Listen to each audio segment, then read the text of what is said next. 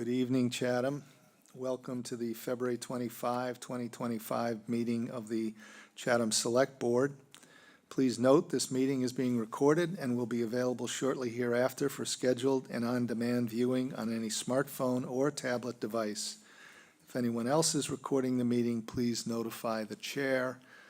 Seeing none, I will proceed. Pursuant to Governor Healy's March 29, 2023 signing of the Acts of 2023, extending certain COVID-19 measures adopted during the state of emergency, suspending certain provisions of the Open Meeting Law, General Law, Chapter 30A, Section 20, until March 31, 2025. This meeting of the Chatham Select Board is being conducted in person and via remote participation. Every effort will be made to ensure that the public can adequately access the proceedings as provided for in the order. A reminder that persons who would like to listen to this meeting while in progress may do so by calling the phone number 1-508-945-4410, conference ID 203-386-491, or join the meeting online via Microsoft Teams through the link in the posted agenda. While this is a live broadcast and simulcast on Chatham TV, Xfinity Channel 1072, despite our best efforts, we may not be able to provide real-time access. We will post a record of this meeting on the town's website as soon as possible. My first order of business is to establish a quorum. Ms. Davis. Present. Mr. Metters. Present. Mr. Shell is present. Mr. Nicastro. Present. We have a quorum. Our first order of business is the minutes of February 18, 2025. We'll take a motion. We have a motion. Do I hear a second? Second. Thank you. Corrections? Mr. Nicastro. Thank you, Mr. Chairman. I just have a few. On page 4, in the second line, this is from the Finance Committee report. I'd like to insert, after the word support, the phrase consideration of, a recommendation to support consideration of the Center for Active Living. They didn't actually endorse it at that point. Page 5. The second full paragraph in the second line that begins with the phrase that historically capital items that had gone before the town meeting. After the phrase town meeting, I'd like to insert the phrase for free cash funding. So town meeting for free cash funding. On page 13, I think there's a stray word. Yes. In the fifth full paragraph, third line, at the end of it, it has the word and. I think that should be stricken. Warrant and presentation. Do you see it, Kathy? Or did I miss something there? I believe that was for town meeting presentation, so I could amend it that way, but I believe it was requested that slide presentation be included in both. Okay, all right, we'll leave it as it is. And then on page 14, under item 5, paragraph that says directive fairly presented in the third line, I think you can strike the word system the first time it appears so that it would read and repairs to the original sewer collection system. Okay, that's it. I have a couple. If anybody else, I'll defer. My first one is on page 3. I want to, after the word in the first paragraph, next to the last line, let me see here, item 4, next to the last line, in the public comments section, I want to insert, after the word that, I want to insert the phrase, the MRSD superintendent had estimated that, I made the point that it came from him, not that it was coming from me. On page 3, also, in the last line on the page, I want to add the word, I want to say recommendation to target, achieve, and maintain an annual certification of free cash. Page 4, the last line of the second full paragraph, I want to strike a change to the character of the town. I want to use the language that basically was in their memo, and so I would insert after the word citing their belief that it will adversely impact the face and shape of the community's public gateway. That was directly from their memo. I go then to page 6, item 5C.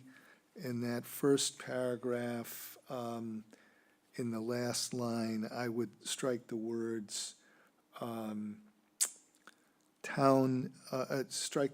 town helping people with, and insert towns fashioning a subsidy program for hardship cases involving, and then continue with the connection costs. I go to page 9. Item 5E, second paragraph, I would like to revise the first well, it's really one sentence, but the sentence that includes both sides of the semicolon to read as two sentences. The FY 2026 general fund debt service is budgeted at $8,576,227, which is an increase of 9.74% over fiscal year 2025. The principal portion of that amount is $6,802,163, and the interest portion is $1,624,064, with short-term interest amounting to $150,000, which includes bonds and issuance costs. I just think that there's no substantive change. It just reads a little better that way. On page 17, I wanted to revise the last sentence to read as follows. She suggested the select board might consider accepting the invitation, acting as good neighbors. And then also on page 17, in the third paragraph, third line, which ends with 2 select board members, I want to put a comma after members and say which Mr. Shell endorsed. And that's all I have. So with those amendments, I assume the motion stands, as does the second. I will call the roll. Ms. Davis. Aye. Mr. Metters. Abstain. Mr. Shell says aye, and Mr. Nacastro. Aye. Thank you. Moving right along. Next, we have public announcements and agenda requests. Do we have any from the board? Any from the public? Mr. Yes. Chair, I think that Shauna Neely was going to make a public announcement. There she is. Shauna, Yes, good welcome. evening. Thank you. Just a reminder that the town will be holding a public forum on the proposal to adopt Mass General Law, Chapter 90, Section 17C, which would allow the town to reduce speed limits from 30 miles per hour to 25 miles per hour on any roadway inside a so-called thickly settled business district that is not a state highway, tomorrow evening, Wednesday, February 26th at 5:30 p.m., right there in the large meeting room at the town office annex. Remote participation is available for the forum, and the link to join remotely is posted on the town's website on the main page under both the news and update section and on the calendar. The forum will also be live streamed on Xfinity Channel 1072 through the town's website, and it will be available on Chatham TV's YouTube channel for viewing. I hope we have some good participation. on this important article that will be under consideration for annual town meeting. Thank you. Thank you. Anybody else? I don't see anybody. Okay, moving right along. Public comments on the business agenda. Do we have anybody? I don't see anybody here in the room. Anybody online? No, I'm not seeing any. I don't see anybody either. Thank you. Okay. And I'm reminded now that I neglected to review the agenda. The remainder of the business agenda is first, the FY 2026 budget review for purposes of transmitting the 26 operating and capital budgets to the Finance Committee. Next, we have an annual town meeting articles review, the first of which is the referring the petition protective zoning bylaw to the planning board for a public hearing. Next, we have a series of 9 Community Preservation Act articles recommended by the Community Preservation Committee. And then finally, next we have a presentation of test fits for development at 127 Old Harbor Road by Util Architecture and Planning. And then finally, we have the town manager's monthly report. So with that, I will invite, I think I'm going to invite Ms. Mazerol to the podium to present the 2026 budget review. Welcome. Thank you, Mr. Chair. Carrie Mazerol, Finance Director. I'll be going over the update for the FY 2026 budget. So originally, the preliminary budget for FY 2026, which was presented on January 21st, 2025, was presented at $43,921,522. It is now refined and presented at $44,154,028. Without education assessments, that's an increase of 8.19% versus the 7.62%. The FY 2026 operating budget with education assessments is now a total of $55,959,395, a combined increase of 8.25% over 2025. And I'll just go over these changes for you.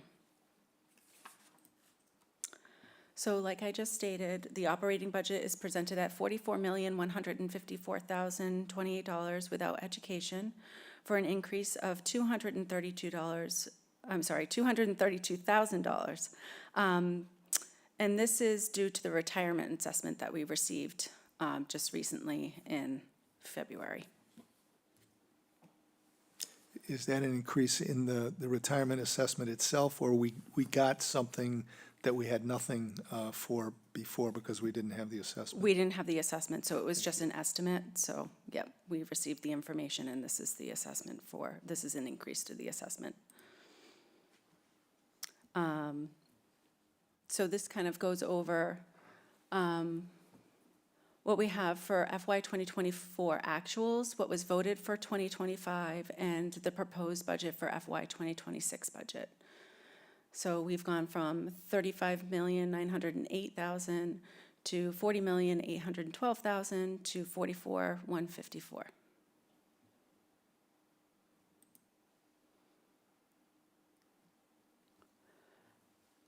There was one change to the capital budget. So it was an initial proposed amount of $2.9 million. There was an increase of $220,000 for the DPW replace of a 2005 dump truck. So the current capital budget is at $3,162,650.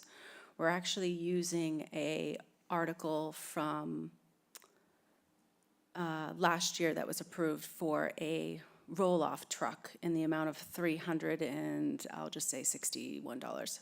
Somewhere around there. We're going to be using that as a funding source for this. So our amount that we were using for free cash actually reduced because we're going to be using this instead. So we were using like 2.7 million of free cash, but now we're using 2.5. So this actually goes over the slide. So we're going to be using, to fund this, $2.5 million of free cash. We're going to use $70,000 from the waterway improvement funds, $25,000 from the cemetery lots of sales, $130,000 for the PEG excess fund, and then the prior year articles was $361,700 for a total amount of $3,162,650. So what's happening to the roll-off truck? So what happened to the roll-off truck was, they have 2 roll-off trucks. And the one that they're using for, I think it's sludge or something like that, no longer needs to be used for that purpose anymore. So they're going to be able to utilize that truck instead of buying a new truck. So they're repurposing a roll-off truck that we purchased for the wastewater pollution control facility that's no longer needed. There's a contract out, and so we're actually saving money with a contracted service. Okay, and how was the last year's, how were we proposing to pay for the roll-off truck last year? It was a raise and appropriate. Okay, thank you. I have a question, Mike. Yeah. Is I'm that sorry, roll-up- Shireen, go ahead. That's okay. The roll-off truck is the wastewater still needing a roll-off truck that is for sludge, or is it just that, and that it's contracted within the new service provider, or is it that we just don't need it at all? Carrie, we have Rob Thiele online if you want. Oh, okay. him Well, answer. if Rob wants to answer that. Sorry, yeah. Sure, thanks. So the roll-off truck that's at the water pollution control facility will no longer be needed. The new company that will haul the sludge cake will provide a dumpster, and they pick up and do drop-off service as well. So we don't need to tax our resources and have that truck available for use. Thank you very much. You're welcome. Thank you. You're welcome. So those are, well, for the operating, that was the only change, was the retirement assessment, and then the $220,000 for the dump truck. There was a couple other changes, which you won't be voting on these tonight, but I figured I would go over them just in case. So originally for the Cape Cod Technical Regional High School, the assessment I estimated was $604,253. Their actual proposed budget came in at $587,949. So that's a savings of $16,304 for the Cape Cod Tech assessment. And then the Monomoy Regional District assessment went up $86,579 from the original proposed, which was $11,130,839. Their new proposed budget for FY 2026 is $11,217,418. And that's my last slide for all of the changes that have been made. Okay, questions? Okay. Do you want to vote on the operating and the capital and vote to place them on the warrant, or? Yeah. I'm sorry? Just confirming, so the motion tonight would be to refer both the capital and operating budgets, FY '26, to the Finance Committee. So we're not, the memo suggests that we're also voting to place and recommend the budgets. Right, so there's 4 motions or 4 Okay. actions. So we're referring it, but also voting Yes. to, okay. Thank you. All right, so I'll take a motion on the referral to start with. Mr. Chairman, I move that the Select Board vote to transmit the proposed FY 2026 operating and capital budgets to the Finance Committee per the Town of Chatham bylaw, general bylaw, which requires it to be submitted on or before March 1, 2025. Second. Second. Okay, all those in favor, Mr. Nacastro. Aye. Mr. Shell says aye, Mr. Metters. Aye. And Ms. Davis. Aye. Next. Mr. Chairman, I move that the Select Board vote to place the FY 2026 operating budget article in the amount of $44,154,028 on the 2025 annual town meeting warrant. Second. Second. All those in favor, Ms. Davis? Aye. Mr. Metters? Aye. Mr. Shell says aye, and Mr. Nacastro. Aye. Mr. Chairman, I vote to place the FY 2026 capital budget article in the amount of $3,162,650 on the 2025 annual town meeting warrant. Second.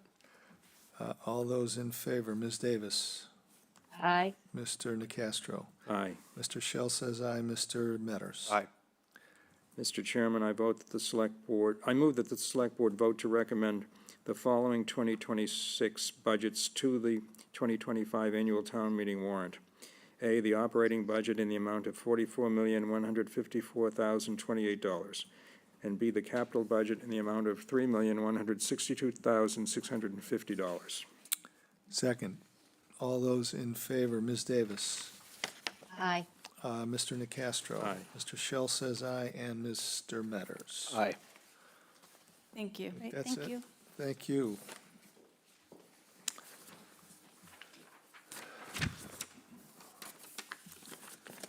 Next, we have a petitioned protective zoning bylaw. Is Mr. Eldred somewhere? There you are. Welcome. Good afternoon. Good afternoon, good evening, good afternoon. Good after evening. I'm Thad Eldridge. I'm with a group called Impact Chatham. We were before you last week with a zoning bylaw petition article. I had a citizen of the town reach out to me regarding this one, and it's a good bylaw that we have now, but there's a reasonable percentage of properties that it really doesn't work with. So the current bylaw is for exterior mechanical appliance systems, or HVAC, heat pumps, generators, and pool equipment. First concern is that they are allowed to be elevated and then violate the setback, which only projects the noise. That the intention of the bylaw is to not cause a nuisance to neighbors. We are asking to strike that. The current bylaw provides just the side yard setback all around, and in many cases that pushes these units to the front yard, which it's not really the look we should be going for. So we've asked to strike that. In some cases, when we've had issues with properties not being able to fit a unit within the setback, or somebody installing the unit and not realizing that they had to meet the setback, they've had to go for a variance with the Zoning Board of Appeals. And variances are very difficult. So we're asking to change that to allow for a special permit that would enable all the neighbors to be notified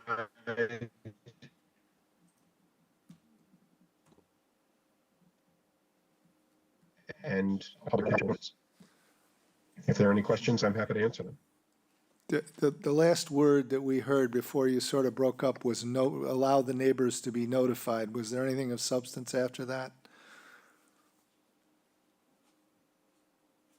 Well, it's your standard special permit procedure that Okay, you would okay. go to a public hearing, neighbors would have a chance to comment. Questions from the board? Dean? Thank you, Mr. Chairman. Thad, I had two questions. Are you saying that under the current bylaw, if there's a 15-foot setback requirement and I have only 10 feet between my house and my neighbor, I cannot put the generator or whatever it is on the ground, but I could put it on the side of my house? Is that the way you're reading the current bylaw? Technically, yes. Is that the way it's been? That is how the building commissioner has written it. That's the way the building commissioner has applied it? Yes. Okay. I haven't looked into it, but it's surprising to me to hear that. Are you also saying that under the current bylaw, there is no relief via a special permit from this? You're adding the phrase special permit. Correct. Yes, it's only by variance that you can get relief from this. Okay. And some of those have gone through fine and some of them have not. And this has not been heard before the planning board as yet, this proposal? No, it has not. Okay. Is it your hope and expectation that this go before town meeting, assuming the planning board can conduct its hearing on a timely basis? Is that your plan or hope? It's my understanding that it will be scheduled in March for public Okay. hearing, so Thank you. we'll have that opportunity. Shireen, anything?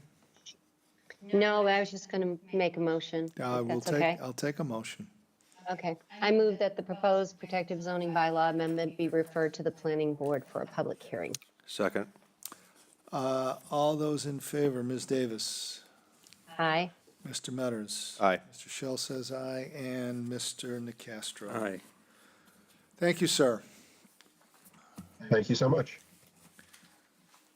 Next, we have CPA.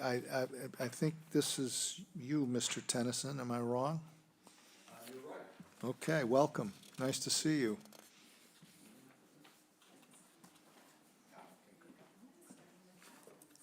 Yeah, I saw that. Hey, thank you. I'm Gary Tennyson, the chairman of the Chatham Community Preservation Committee.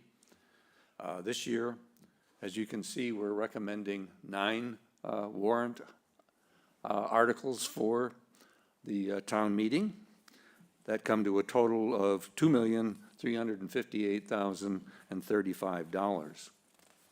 Shall I go through these one at a time? I think we have a recommended motion to approve all of them, which is fine with me unless somebody on the board wants to carve one out. Okay, then I'll go through them. Why don't you go through all of them and then we'll vote? Anybody wants to carve one out? I don't know about, we can ask individual questions Okay. on each one. Thank you. All right, so the first one on the list is what we do every year. We provide, or we recommend that $15,000 be provided to cover the administrative cost of the Community Preservation Committee. This covers, well, every year it covers our clerical cost. Occasionally, we have legal cost or surveying cost associated with evaluating a project that comes forward. Usually we only spend about half of this amount, and what's left reverts to the fund. The second item we also do every year, and this is an article that's intended to make sure that we meet the statutory requirement of committing 10% of our CPA annual revenue to each of the original allowable categories, which are open space, affordable housing, and historic preservation. This year, our annual income was almost $1,400,000, so 10% is $140,000. So we're recommending that $140,000 be put into the reserve account for each of those 3 categories, which adds up to $420,000 that would be approved with this article. Actually, those funds we wind up turning around and using to support some of the 7 projects that are listed as recommendations from applications that came into the CPC. So, as you can see from this list, there are 7 articles that we're recommending in response to applications that came in. Actually, 8 came in, and we're recommending 7. The first of those projects is the Affordable Housing Trust Fund. This came to us from the town's Department of Community Development, and it's requesting $500,000 for the fund. I think all of you know that the CPA is the primary source of funding for the Affordable Housing Trust Fund. Previous grants have helped the fund to purchase 4 properties in Chatham that are currently in the process of having affordable housing placed on them. The fund is continuing to seek properties in Chatham that can be used for affordable housing. And this particular appropriation of $500,000 would bring their total balance up to slightly over $3 million, which they can then use to respond quickly if opportunities to purchase such lands become available. Any questions? All right, the next one is the Stallneck painting preservation. And this application came to us from the Chatham Historical Society. It's requesting $408,000 to restore and preserve the Stallneck paintings that are on display in the mural barn at the Atwood House.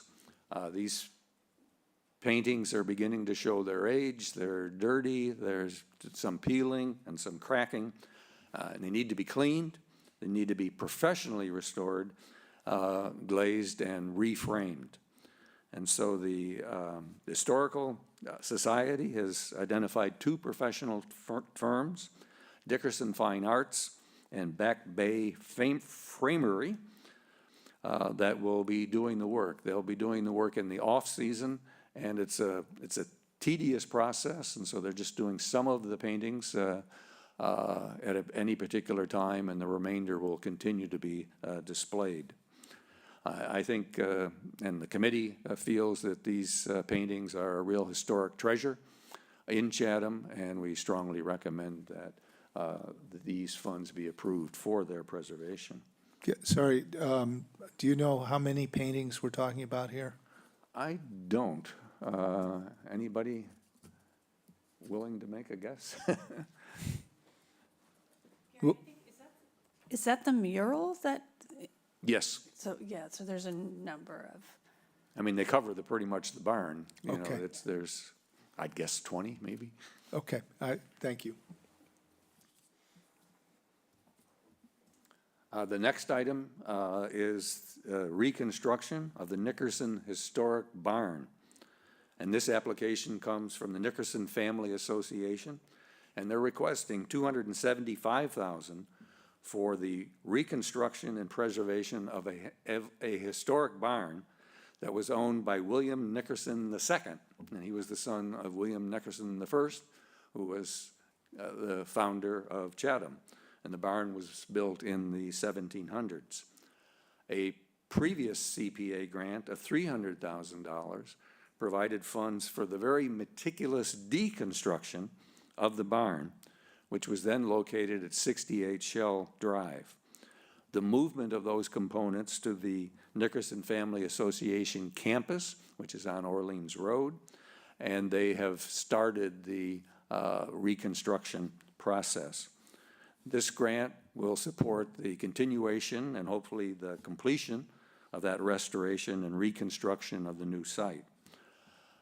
All of the work is being done as it was originally done in the 1700s. So they're using the same tools, the same techniques that carpenters used in the 1700s. They've identified a carpenter and his assistants who are experienced in that kind of work. They're filming it as they're going along, so it'll be used as an educational tool at that site. And the barn should, when it's complete, become a real historical asset in Chatham, and also an educational facility and a facility that can be used for various meetings. Dean?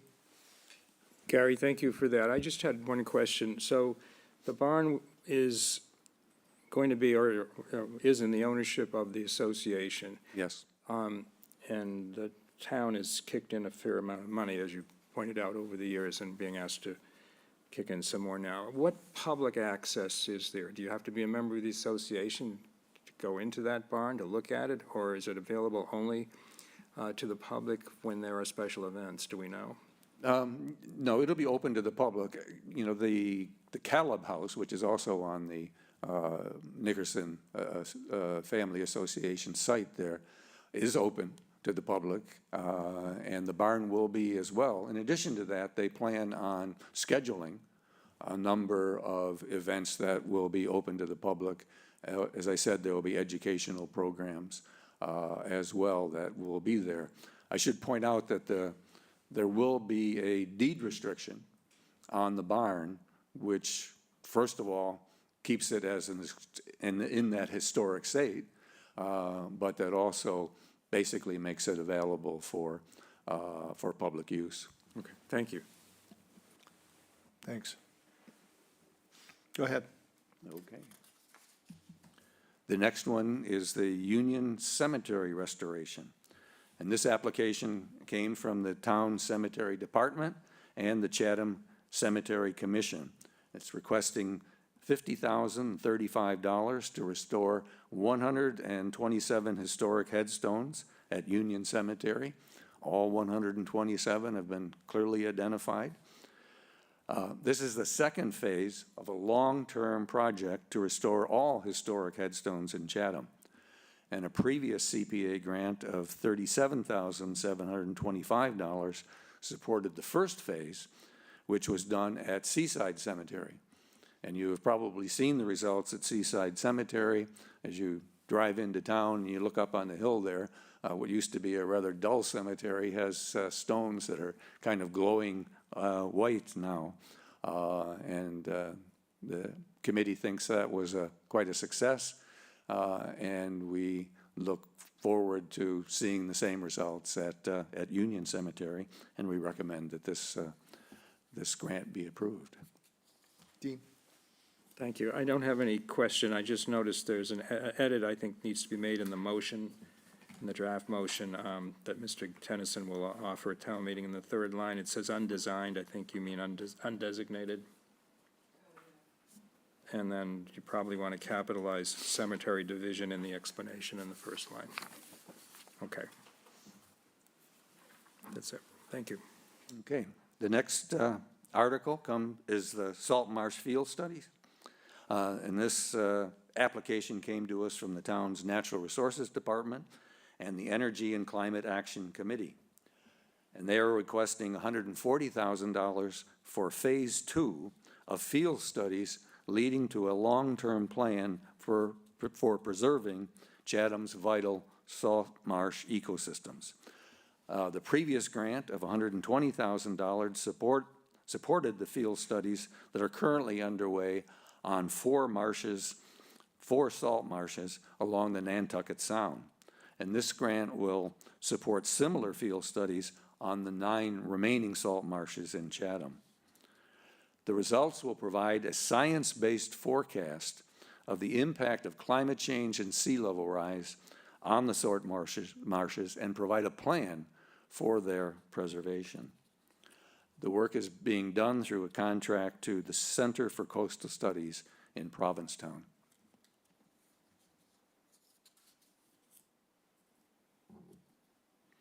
The next item is for the Chatham Open Space and Recreation Plan. And this application came from 3 town departments: Community Development, Community Services, and Natural Resources. It requests $50,000 for a town-wide project to develop a 7-year Town of Chatham Open Space and Recreation Plan, a formal plan. The town will work with an experienced consultant, and it will seek significant public participation in this process. The resulting plan will be used by the town, and it will be submitted to the State Executive Office of Energy and Environmental Affairs Division of Conservation Services. If approved by that division, this should make Chatham eligible for state grants that require having such a plan, and hopefully will lead to the state providing some of the funding for the implementation of the plan.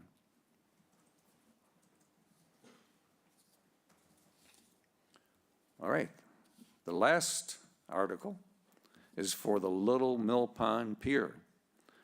And this application came from the town's Natural Resources Division. It requests funds for the total reconstruction of the public pier on Little Mill Pond. The existing pier is in bad shape, which if any of you have been down there, you can attest to, and needs to be replaced and upgraded. The estimated cost is $500,000, and the CPC is recommending that that total amount be approved. The new pier will support numerous recreational activities, help to build coastal resiliency, and promote environmental awareness. I did have it appeared from the chart that's attached to the staff memo that the original request was $250,000 and the recommendation is 500. Can you give us a little detail as to how that transpired? Yes. When Greg presented that to us, he was requesting $250,000 and was proposing that there be another item presented at town meeting where the town would provide $250,000, not CPA funding, but I'm not sure what source that would come from. And turns out that we had quite a large reserve under the open space recreation category.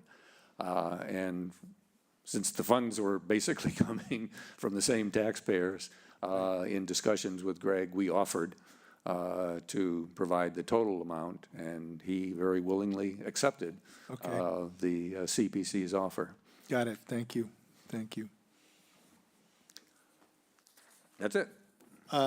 I did I wonder if you could just, there are two items on that chart that one of which had an amount requested. That was the rehabilitation of the Depot Street tennis courts, which you didn't make, you declined to recommend apparently. And then something for the rail trail at Main Street and Route 137. I don't know if there was a request there, but there seems to have been a vote in both cases. Do you want to comment on that? Yep. Sorry, I think the rail trail was left on there from last year. Yeah. That was not this year. Sorry about that. Okay, That's a no mistype. problem, no problem. Both of those items that the committee, it's actually a split vote, voted not to support. The rail trail was last year. This year was the tennis courts. I was in the majority on that, so maybe I can speak for the majority and say that we considered that really to be a maintenance rather than a reconstruction or a rebuilding, and didn't want to set a precedent of supporting maintenance projects. That's really not what CPA funds are intended for. Right, thank you. Anybody else? If that's the case, then I would accept the motion to place and then recommend these articles. Mr. Chair? Sorry? Like, just Mr. recommend. Chair, Oh, recommend, sorry.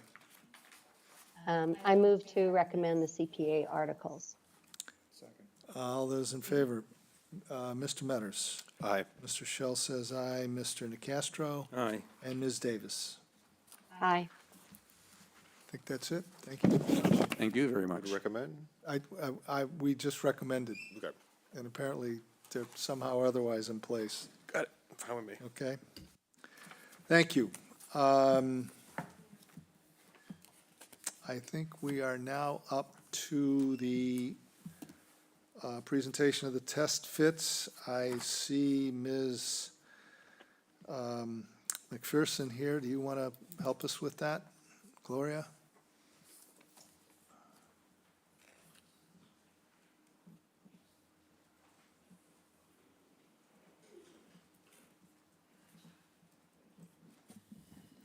Hi, everyone. As you might recall, at a meeting several months ago, the Select Board requested test fits to be performed for the property at 127 Old Harbor Road. The Select Board also put parameters on those test fits. They wanted to see between 2 and 6 units on the site. A month or so later, the town contracted with Util Architecture and Planning to do those test fits, and we're here to present the first round of test fits to you tonight. And I see Courtney on the screen. Thank you. Welcome.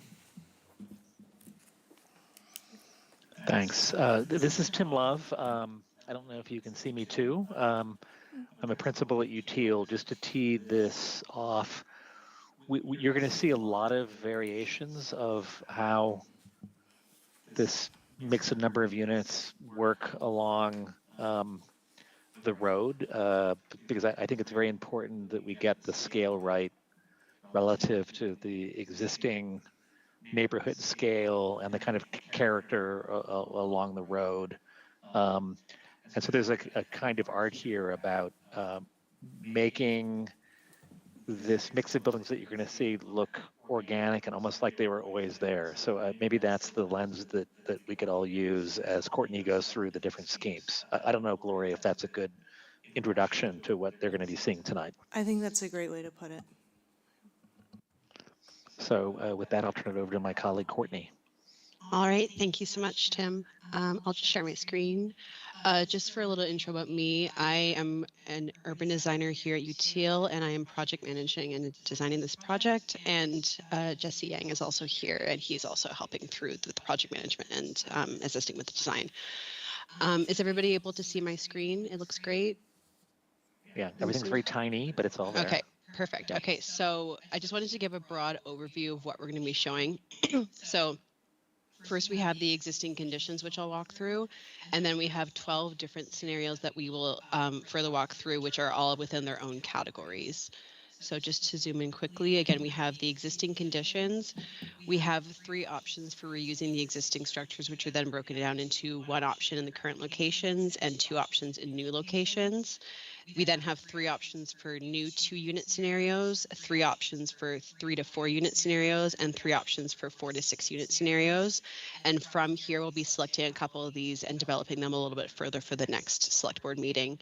It's also helpful to note that we have typical floor plans for the unit layouts for both the single and the duplexes, but not for the existing conditions, as we don't know what those floor plans would necessarily look like. So just to give you an idea of the site, I'll zoom in here a little bit. For each of these scenarios, we have kind of a broader axonometric, one that's a bit more zoomed in, and also a site plan. And we can also go back to everything when we're done just to zoom in a little bit more if there's anything you'd like to see in more detail. But on the site, currently we have the existing home and the existing barn, and there's this large parking lot that sits in front of the barn that has 13 parking spaces.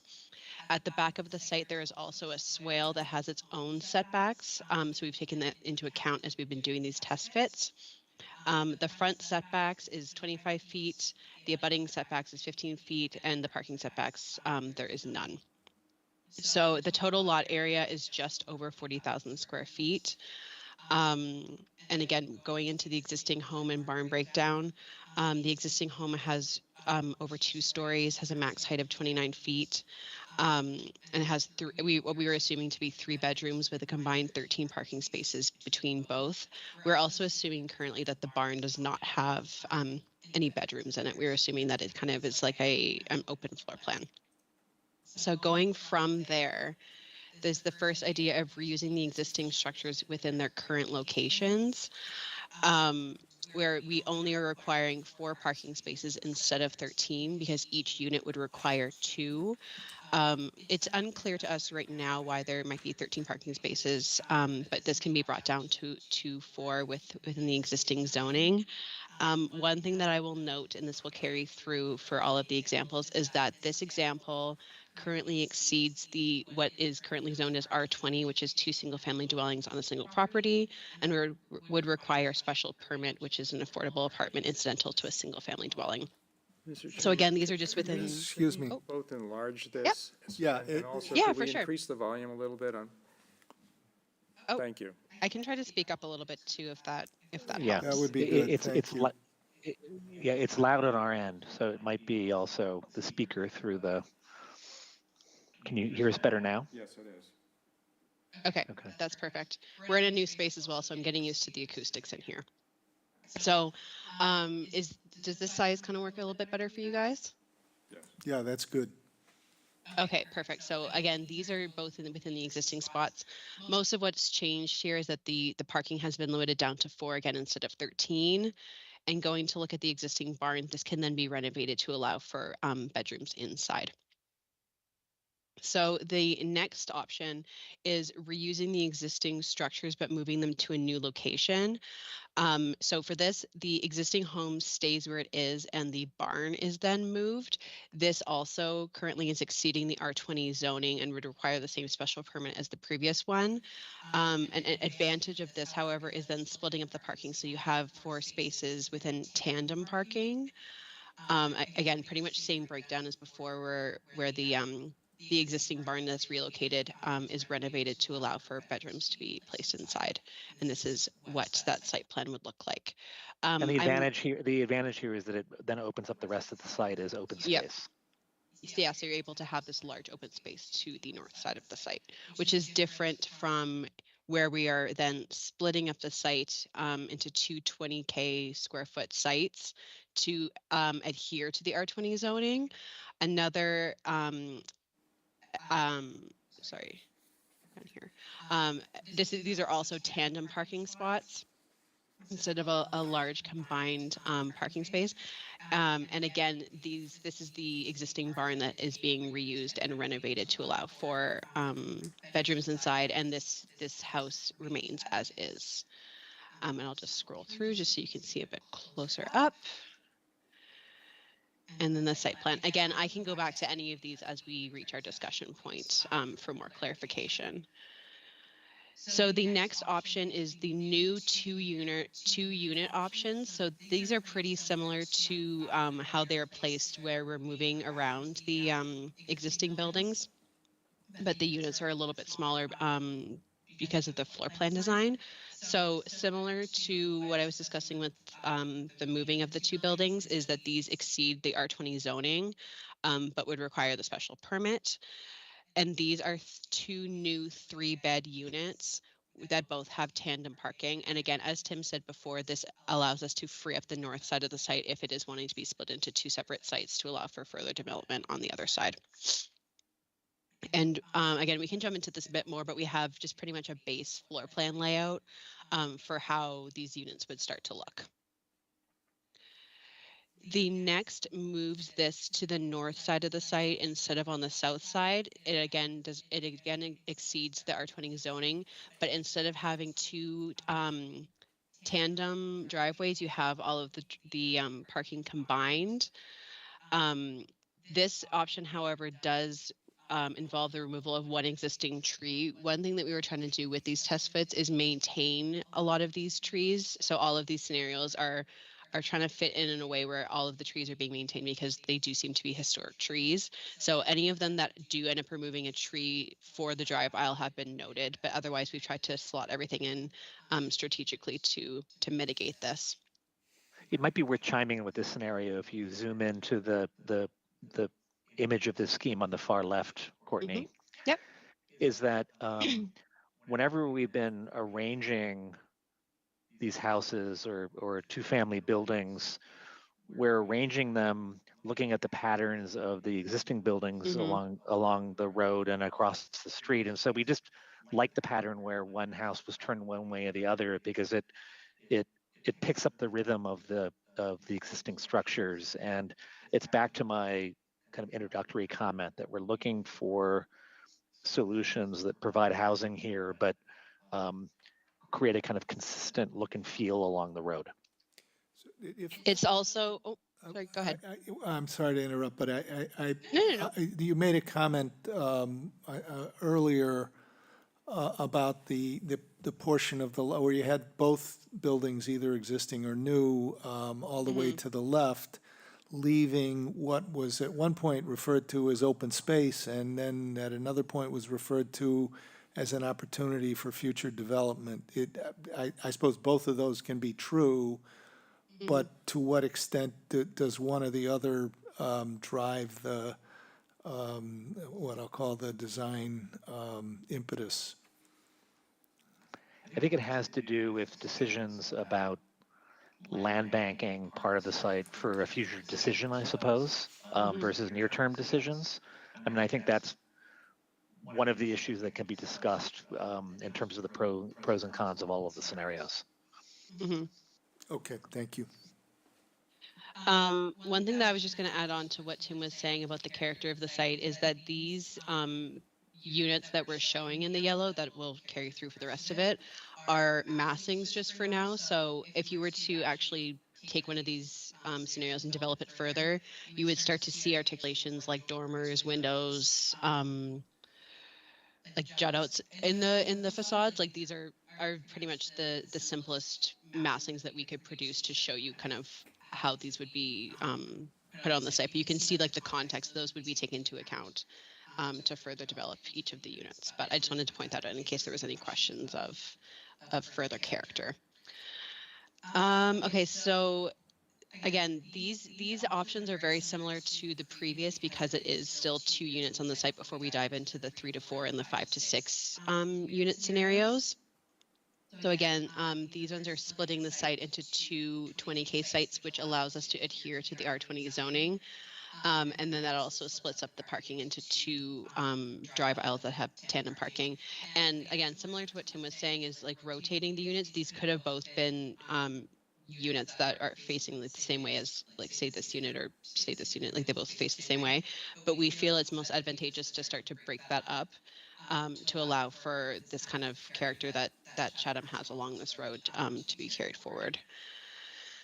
And again, I can go back to any of these if we have any more questions, but I'll carry forward for now. So then we get into the 3 to 4 unit scenarios. This first scenario has 3 curb cuts. And again, all of the ones that are not a split up site exceed the R20 zoning by having more than 1 unit on a property. But we would just need to require or have a special permit that would be applied for. So this option is 4 of the same 3-bedroom unit that also again is rotated to allow for this character to be carried through. The next option starts to look at different sizes of units while having 1 large parking lot at the back instead of having tandem spaces. So this is having 2 3-bedroom units and 2 2-bedroom units. And these 2-bedroom units are of different sizes as well. So there's like a square shape, there's a more rectilinear shape. And again, there's the 3-bed option. These 2 are pretty similar. Like we could have put tandem parking here, but we also wanted to show that you could have a large parking lot at the back that is well within the setbacks required for the swale at the back of the site. Yeah, I think in all cases, you'll see whether we're just simply rotating the same building volume or we're like in this case, the 2-bedroom units are actually one's squatter and more square and one's longer. We think the right design move here is not to have a kind of cookie cutter building type that's repeated, but have those differences make it look like this was developed a little bit more organically over time. And so that's, if hopefully that's the vibe you're getting as Courtney goes through these. Mm-hmm. And additionally, like when we started doing these couple test fits, a lot of it was kind of getting all our thinking out onto from putting our brain to paper or whatever that saying might be. But for this option specifically, these units can all be kind of like moved around. So just by the way that they fit in here now, this is how it showed up. But we could always move this 3-bedroom to be here where the 2-bedroom goes over here. So it kind of has that more kind of random appearance from the street level, as Tim was saying, to kind of, again, accommodate the character of the site. So it's not looking like it's a developer that came in and just put the same building next to each other a bunch of times. Because when you're on the street level, people can't tell necessarily that this is one large site. Like you don't see site like property lines when you're actually there. It's only when you're looking at zoning like this that you actually see it. So we want to make sure that these buildings are appearing, to the character of the rest of the site, and not appearing as one large development necessarily. The last of the 3 to 4 unit scenarios is a 3-unit scenario, which is adhering to the zoning. So we were wanting to make sure that all of our scenarios had one option within the unit count that had one that adhered to the zoning. So the north side adheres to the zoning, while the south side would require the special permit because it's again two units on one property line. And again, this is showing tandem parking for this one side while having combined parking on this side. And this is still using the 3-unit rectilinear scenario, and having one 2-bed unit that's more square and one 2-bed unit that's more rectilinear. And this one was kind of placed here because of how narrow this side of the site is with the setbacks, to allow for it to fit in conveniently without having things be repetitive. So the last of these scenarios is the 4 to 6 unit scenarios, and these include duplexes as part of the test fitting. So this is our first 6-unit scenario with 2 duplexes on the north side and 2 single-family units on the south side. And this again is exceeding the R20 zoning and would require a special permit. But we are having 2 3-bedroom units, again, that are rotated to allow for that character, and 2 2-bed duplexes that are, again, unique to each other. And I can go down to our loose floor plans here to show kind of how those fit together. But again, we were wanting to make sure that there's nothing that's appearing too similar on the site and allowing for that kind of randomness to appear. And everything was able to fit nicely based on where the parking kind of had to fit in. So this one has a larger parking lot at the back to allow for these 4 units to have combined parking. The next is a 5-unit scenario where instead of having 2 2-bed duplexes, we have a 3-bed duplex and a 2-bed duplex in a similar arrangement to the last one, and only 1 3-bedroom unit. And again, this one has all of the parking put together at the back of the site and is still within the setbacks of the swale. And our last one adheres to the zoning because this, again, is being split into 2 20K sites to allow for the 3-bedroom unit to be at the south side of the site and to have 2 duplexes on the north side. And again, this is unique because there is a 1-bed duplex, which when we were in discussion with Gloria, we were talking about having the variety of different housing typologies scattered throughout these scenarios. So if we're wanting to have a 1-bed unit, we're able to fit it in with this scenario, as well as having a 2-bed duplex that is arranged differently than the other 2. So these are a bit more square in shape, just based on how they kind of had to fit into the site. But we were able to make all of these work. And that's where we're at for right now. I can go back to any of the scenarios if you're wanting to see any more deeply, or if you have any immediate questions. I can kind of pan around and show everyone again what we were working with. Gloria, you want to pick it up from here, maybe, Gloria? Any framing or comments?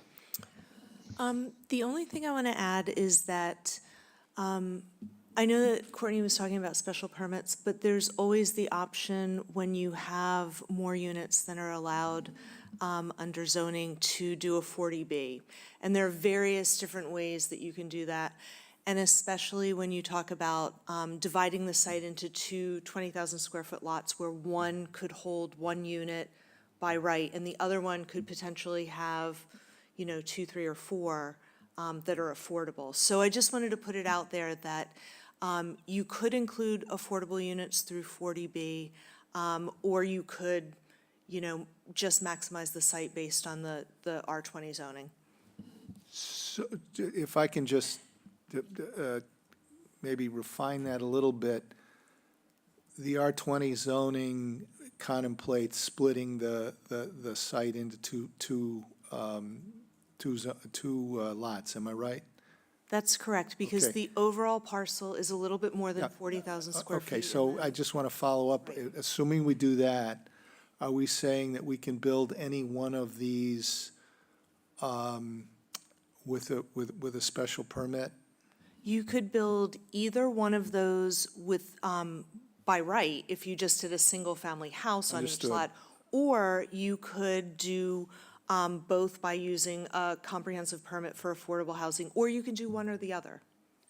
But the designs that we've been shown for the moment, let's say 3, 4, and 5, 3, 4, 5, 6 units, whichever ones are on 2 separate lots, can they, with a special permit, could you build those, never mind affordable housing, just build those, assuming you're the developer, with a Could special you zoom permit? in, Courtney, to one of the 2-lot denser schemes to put Yeah, thank you. Yeah, that will yeah, help. I just, so we, That will we help. we put it There you like this go. one, for example. That's a good Yeah, one, okay. yeah. So the question is, could that be done with, assuming that you've separated the lots with a special permit? Okay, so looking at that one, the one on the left would require no special permit because Right, that's a got it, single family got on it, one lot. got it. And then to the north, my understanding is that it needs a comprehensive permit and that you can't do a special permit to increase So your that's a density. 40B proposition? It is. Okay. Are we all in agreement on that?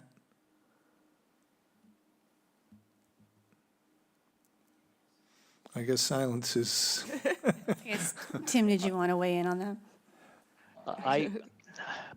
I think Gloria's right. I think that would be a Okay, 40B okay, project. all right. But Comprehensive. I defer to the experts in the town. Okay, well, so far, we don't have any experts disagreeing with you, so Okay. I'm sorry, can we see, is there one that has 4 units on 2 That's all as of sites? right? On 2 separate lots? I guess the answer. There is not, because we Okay, were trying to make, like, we only have 4 units on one whole lot because we were trying to make sure that at least one side was Okay, fair adhering enough. to But the zoning. you've really answered my question. If you put multiple units on a Lot. 20,000 square foot lot, you are talking about 40B. Right, a Okay, yeah, comprehensive permit. okay, I'm sorry, Corey, go ahead. No, just for my own clarification. So, I mean, basically, this parcel right now is zoned municipal. Right. So the recommendation is R20, which is the most dense residential zoning that we would really be viable for us. We could do as we explained, 2 houses, 2 separate lots, 20,000 square feet, or the other scenarios that have been played out. So the recommendation is to rezone it as an R20. So that depends on what you want to do. So if you want to do 2 units of attainable housing, then I would recommend dividing it into 2 20,000 square foot lots, plus or minus, more plus, and do 1 single-family house on each. If, however, you do want to have more than 2 units and you want to have an affordable component, you don't need to change the zoning or divide the lots because a comprehensive permit can do that for you.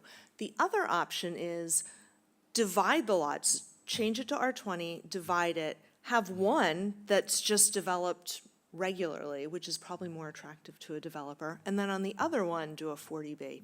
There's also a numbers game to be played on that because if you have 5 units and you put them all on a single lot, 40B requires 25% of those units to be affordable minimum. So it would actually be 2 of those 5 units if it was one big lot.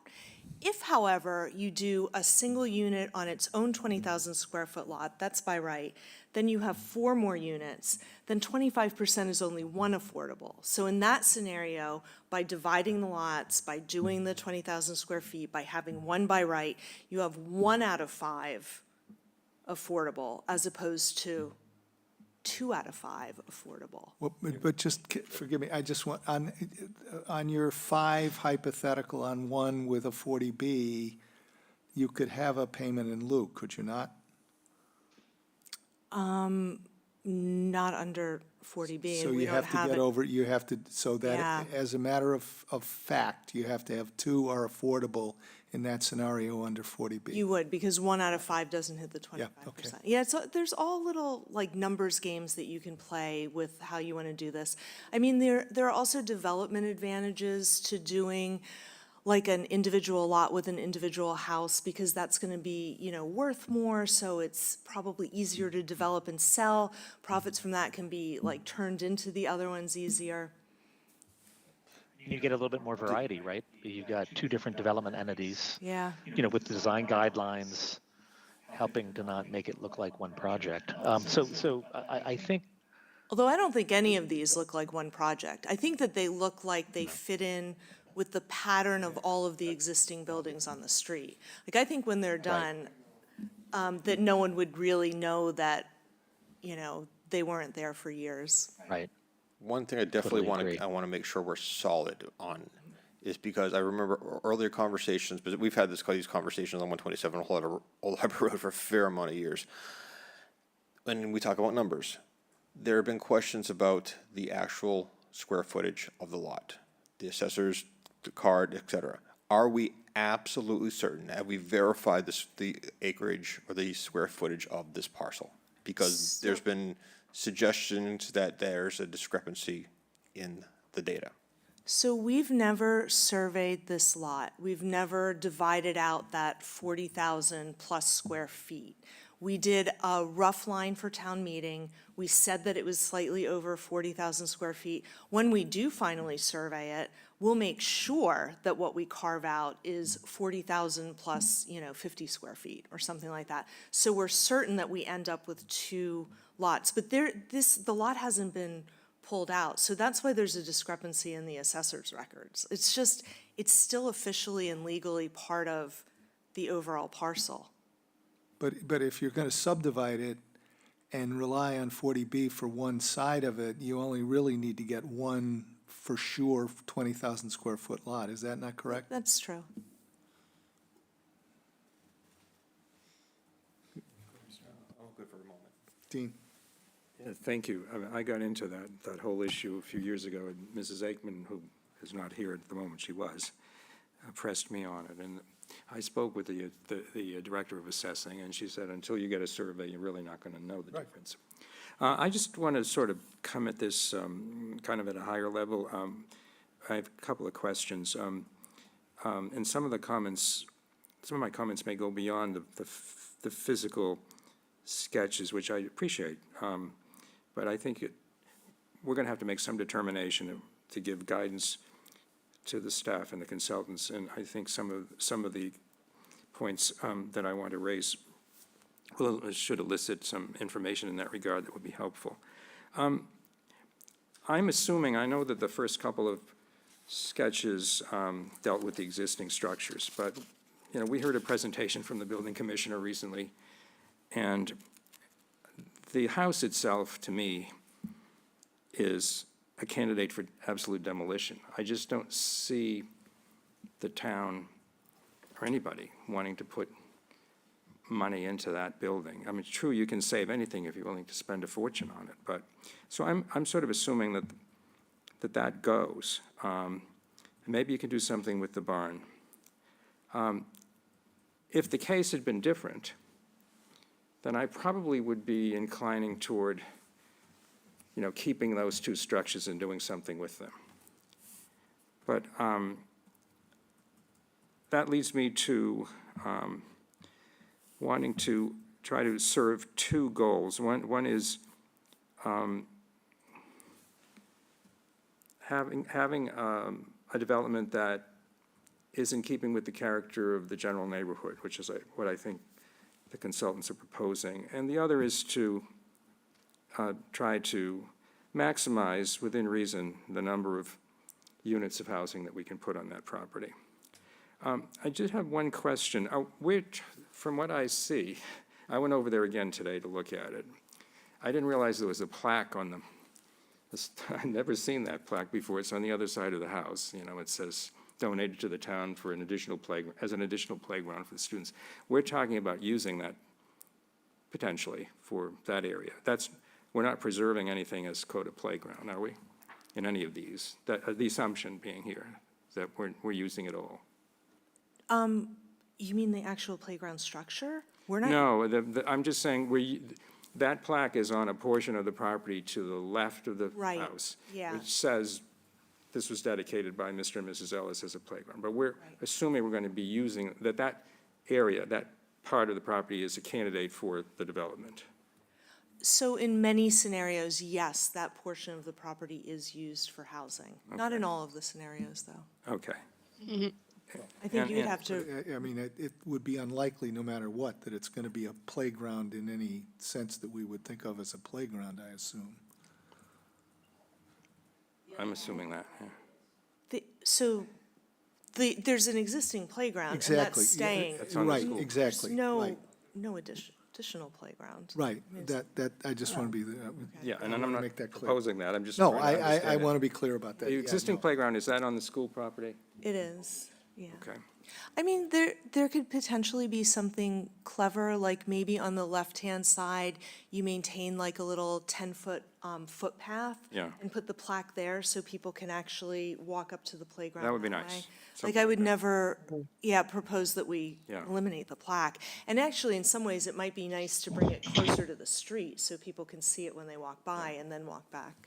One other, I won't call it an imperative, but it's certainly been a theme we've heard consistently since we began thinking about this property for housing, was the ability to use it to house certain types of professions in the town, or trades, or, ideally a teacher and so forth. And of course, if we invoke 40B, there's no way of guaranteeing that, right?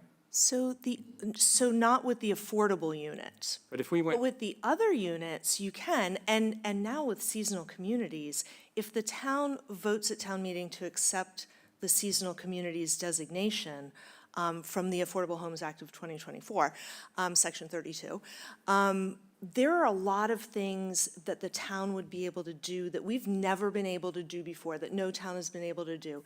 It allows you to do year-round restrictions, not tied to affordability. So the non-affordable units could be restricted year-round.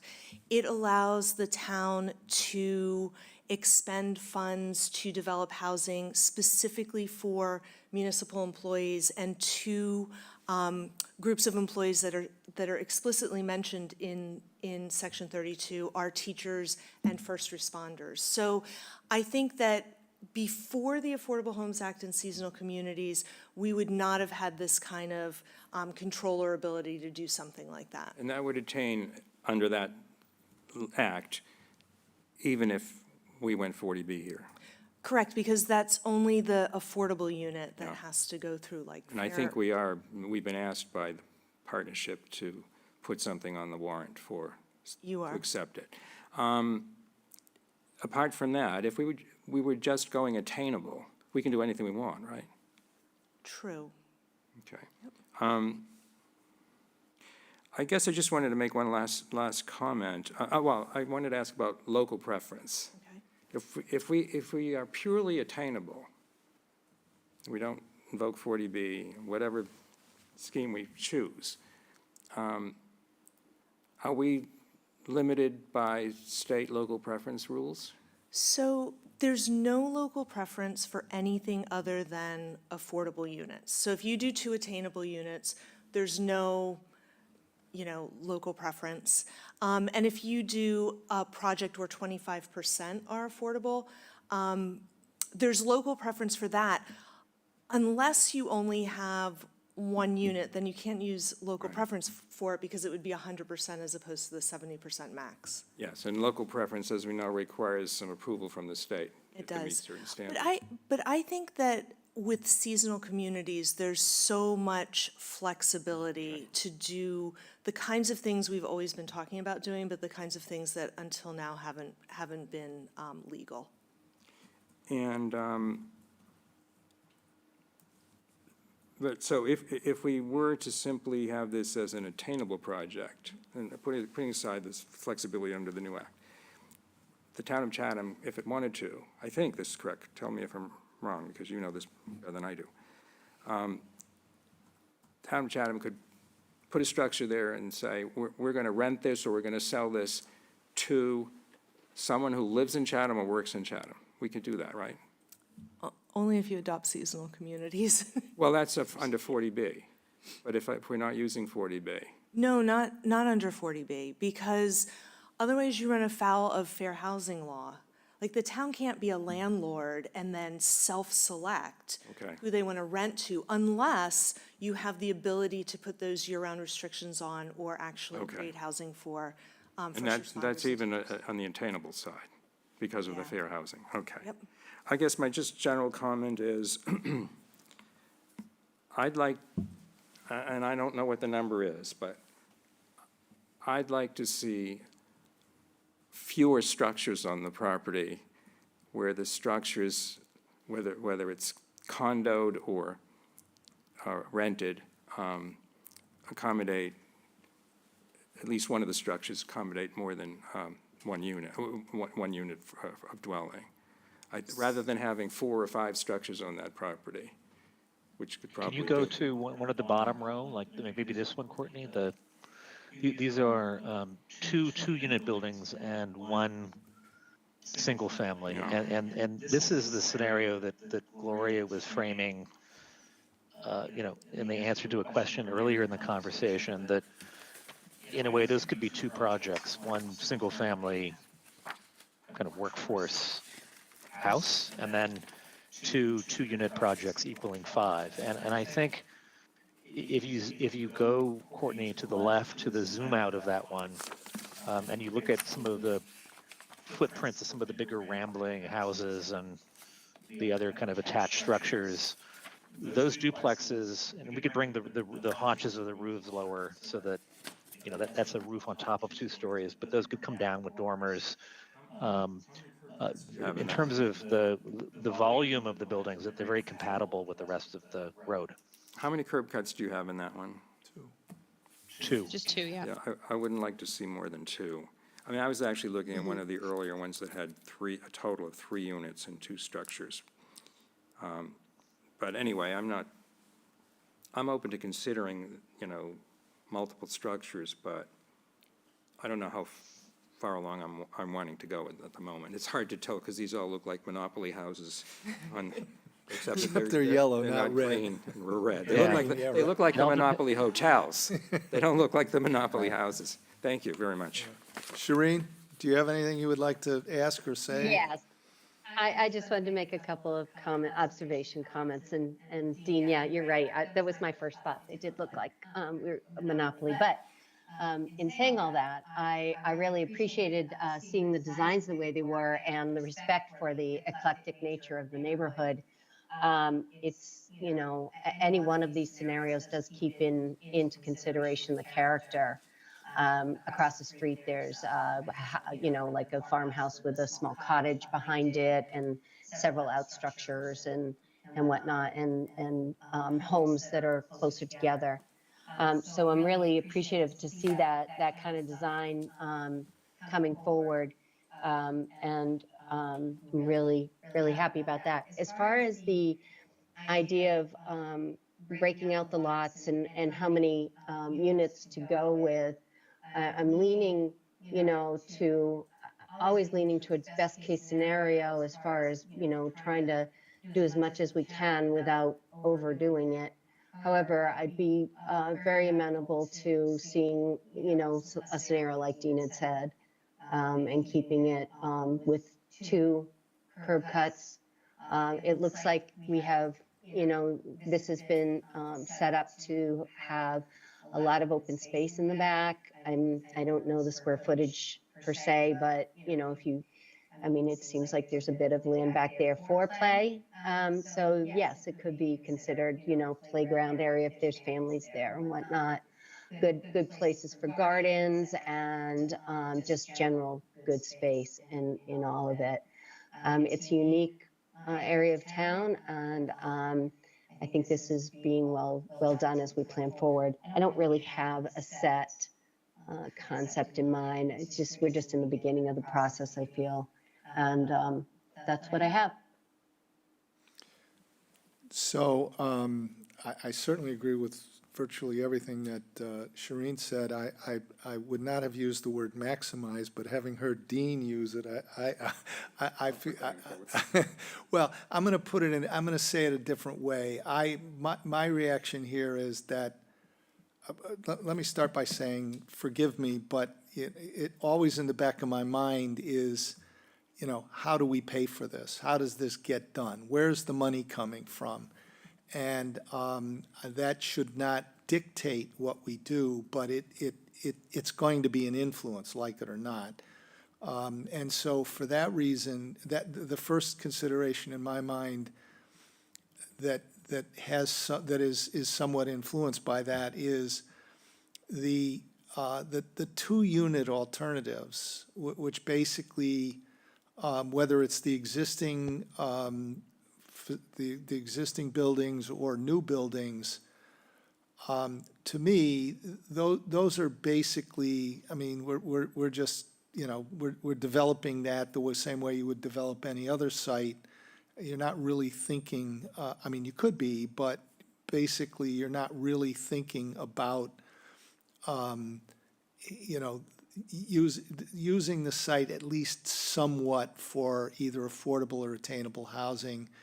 And I say that partly because I think that, you know, that kind of a solution just doesn't carry the kind of financing that is either going to be available from a private developer or that the town wants to participate in or whatever.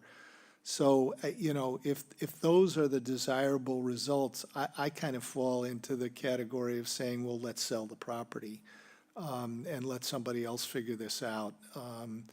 And which, of course, doesn't address what we're trying to do, which is create housing for people who need it and who can't afford it.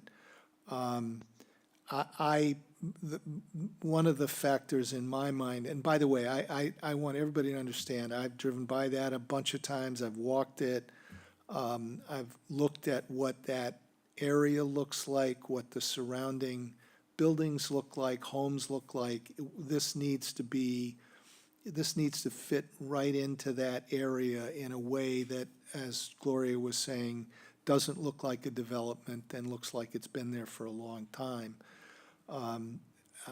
One of my factors is I suppose I could live with two curb cuts, but I'd love to get away with one. And so that's a factor in my mind. I guess I kind of liked the 4 units, 1 curb cut. You know, not necessarily as the best, but as something that began to address what I think are, you know, yeah, that's the one, that began to address this sort of collection of, or permutation of factors to take into account. And I, you know, I'm not sort of dug in on that, but that seems to be a compromise that I would like. Maybe only 3 units, maybe 5. I'm not wildly enthusiastic about the 6-unit solution, but that's a possibility. To me, it's how do we sort of pursue something that has a reasonable chance of being financeable with some contribution from us, but which a private party, a private developer, and it can be a nonprofit developer, but somebody can get built for, you know, a reasonable amount of money coming from everybody and address the needs that we're talking about, namely affordable and attainable. So those are my thoughts. Yeah, sorry, Corey. Thank you, Mr. Chair. I just got to say this 2 cents worth, because, I mean, we have a long history on this property. You know, this came to town meeting, essentially packaged as low-hanging fruit. Let's kind of get these structures and get them rolling. And now we're talking about, you know, it's not, we haven't confirmed this, but it appears that the structures are going to be recommended as tear downs. Properties that are owned and managed by the town.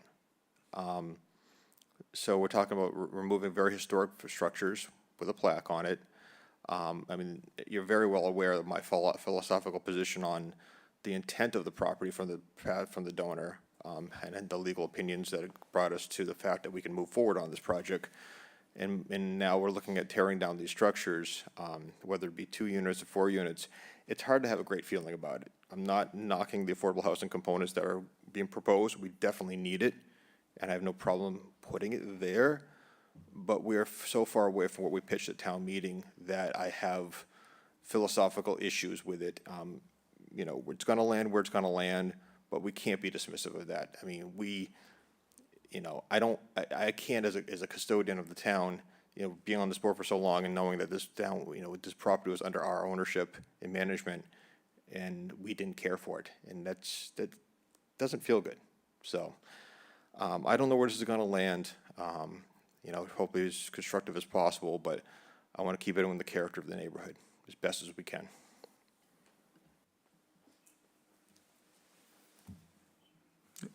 Any other comments?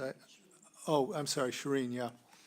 Yeah, I just added, all due respect, Corey, we haven't been good stewards of the property and we know that. And so I think this is a really, really fair look at the property, keeping in the character of it.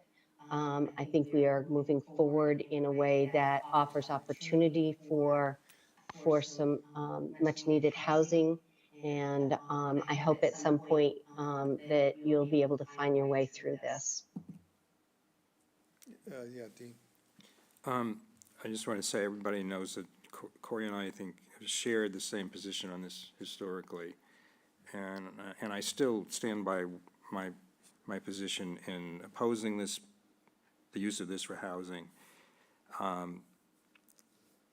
But town meeting has said they want it for housing, and, you know, I think we have to deal with that, and come up with a plan that is respectful of that wish and also respectful of the neighborhood. And I mean, Gloria can tell me if this is out of the ballpark, but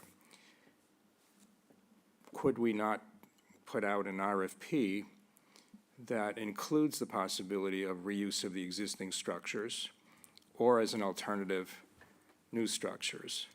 Yeah, definitely. If someone feels they can come in and rehab that house, I think if I was a private person buying that house for myself, I probably wouldn't want to do that unless I had a lot of money and wanted to save that farmhouse. And maybe somebody might do something like that. We saw the gentleman that purchased the Nickerson property, the barn of which is now over at, on Orleans Road.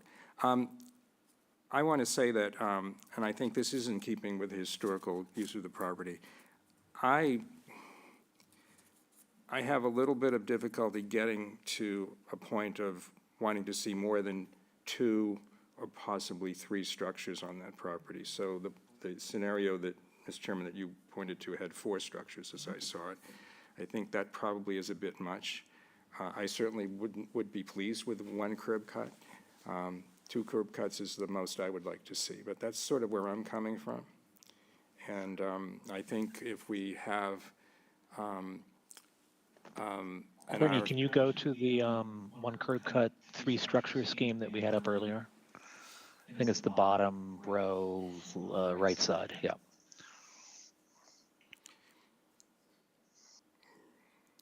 Yeah, I mean, Although we again, would eliminate the curb. This is a scheme that has 1 parking lot, isn't there, with these, Courtney? I guess not. That would be There is for It's that one, this right. one, but it's just if you're wanting to split the site or not. right. And I mean, I'd have to look back at the zoning, and Gloria or anybody else might have a better idea, but I'm not sure if you're able to have parking for something like this, where we're splitting the site, the parking that would go over the sight line. Okay. You can't do that, yeah. Yeah. again, you know, these are fits. This isn't a design plan, so it's hard, for me anyway, to make a judgment. It's different from seeing, you know, what we saw that came in with the RFPs on the Buckley property and the Meeting House Road property. You could see what people were planning to put up, what the buildings were going to look like. We had elevations and so forth. We don't have that. We just have these blocks. It looks a little voluminous to me, that site, but maybe in reality it wouldn't be. But anyway, that's all. Can I just ask, the concept here was that we would have this conversation and we would give a direction asking for some number of these possibilities to be further and more elaborately developed. My question is, can we have 3? We had talked about 3 with the consultant, so I think, Courtney, does that sound right? If they pick 3, would you be able to refine 3 of these? I believe we were scoped for 2, but we also developed way more here than we were originally scoped for. And I think if the units are repetitive enough, then I think 3 is still within a means of Yeah, they might be feasibility. variations of the theme, for example, how the Yeah. parking is handled and things. Yeah. I think one consideration down the line for this is that one of the important roles of an RFP is that you can set as the selection criteria that the design guidelines that are in the RFP are closely followed. So you can be fairly prescriptive about the buildings and their arrangement, which gives you more control than if this was just a zone site. And so when we do a lot of this work with other municipalities, we set the rules for preferred responses. Now, you can't make this so tight that nobody responds, but we're able to kind of set the expectations about what the town is looking for. I don't know, Gloria, if you've had that discussion with the board here or not. We have not gotten to that point, but I will second what Tim said. UTIL has done really excellent work for other towns in scoping out what the parameters are for development RFPs. Yeah, I mean, I think we're trying to find, at least I'm trying to find some basis for enough consensus among the four of us that we can pick three alternatives and ask them to bring those back. Well, one of the things I've gleaned is that everyone basically is in agreement that there should be 2 curb cuts max. I think that's right. I know, Mike, you said you liked 4 units with 1 curb cut, but you could do 3 or 5. Dean likes 2 to 3 structures on the property, but they don't have to be single family. And Corey's specified in keeping with the character of the neighborhood, which to me means like the placement on the site so that they're not out of character with the rhythm of the rest of the neighborhood. So I don't know if you want to focus in on, Courtney, I don't know if you want to show us like all of the options that have 3 units on the site. Not three dwelling units, Or but 3 3 buildings. structures. I was going to say three buildings versus three units. 3 buildings. Anything with I 3 think- units, let's see. Okay, this one has 3 units and also has 2 curb cuts. And this is, the 3 unit example. So there's that. And I think the only other 2 that are 3 units, or sorry, 3 buildings, not 3 units, are these 2 duplex options. So again, this is a 3-bed duplex, a 2-bed duplex, and a 3-bed, 1 curb cut. And then this is, I'll go here, a 2-bed duplex, a 1-bed duplex, and a 3-bed duplex. And this one is requiring for the parking to be separate because of how the lot is being divided. I mean, technically, you could do that one new 3-bedroom unit, I suppose, could be a duplex too. I mean, there's so much flexibility in how they're. We get that. We're trying to find some consensus here among the four of us, and Dean, go ahead. Yeah, I just want to clarify, 2 to 3, in my case, I'm reluctant at the 3, but I'm willing to look at it. I think I'm talking structures there. 3 units is fine. I mean, when I had starred the one that said, and they had it up on the screen, new 3-unit and divide the site, but that has 3 structures, and I'm a little concerned about that, but that's. Can the 4 select board members who are here come to consensus on a maximum number of structures? Like, are you in agreement that you would want, well, I mean, I'm asking. Well, yeah. Like, not talking about unit count, but like. Well, no, but. So Dean said up to 3. You're going the right I know way. you're okay. Corey, would you ever consider 3 structures on the property? I mean. My preference is, trying to narrow it down. my preference is 2. 2, yeah. My preference is 2 structures. So, but let me ask you this. If we ask for 2 structures, 3 structures, and 4 structures, does that get us home? Yeah, I don't know that Well, you we have have, I those don't know here. that a majority of the select board here is interested in seeing 4 structures. Well, I haven't weighed in yet. Yeah.